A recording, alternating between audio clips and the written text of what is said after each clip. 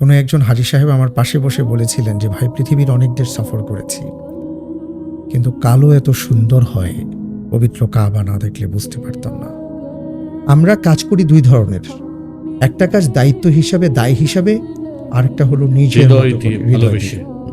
তো ভালোবেসে যখন আপনি কাজ করতে চাইবেন তখন সেই কাজটাকে আপনার বুঝতে হবে, তখন কাজের প্রতি ভালোবাসা তৈরি হবে এবং ওই কাজটা যত কষ্টই হোক আপনার আর কষ্ট মনে হবে না। আমি এই জন্য হাত জোর করে বলতে চাই যে যারা হজে যাবেন, আমাদের ভাইয়েরা বোনেরা, তারা যেন অন্ততপক্ষে হজটাকে বুঝে যান উনি কোথায় যাচ্ছেন। এই উপলব্ধিটা কিভাবে সৃষ্টি করব?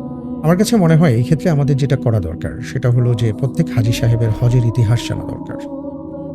হজ কোত্থেকে আসছে, হজ কিভাবে শুরু হলো, আমি যে একটা কালো ঘরকে কেন্দ্র করে সেখানে যাচ্ছি, ওটা কি আসলে, ওই কালো ঘরটার ইতিহাসই বা কি। আপনি দয়া করে প্রথমে হজের ইতিহাসটা জানুন, তাহলে কি হবে জানেন? তাহলে আমরা যখন মক্কায় যাব, আমরা যখন মদিনায় যাব, আমরা তখন জীবন্ত মক্কা মদিনাকে আবিষ্কার করতে পারব। তখনই আমরা মজা করে, আমি আবারও বলছি, মজা করে সত্যিকারে উপলব্ধি করতে পারবো।